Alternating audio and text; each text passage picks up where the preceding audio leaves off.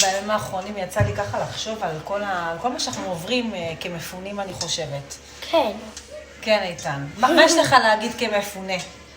היום נפלה לי השן. חוץ מזה שנפלה לך השן, שחיכיתי כל כך הרבה זמן שהיא תיפול לך כבר.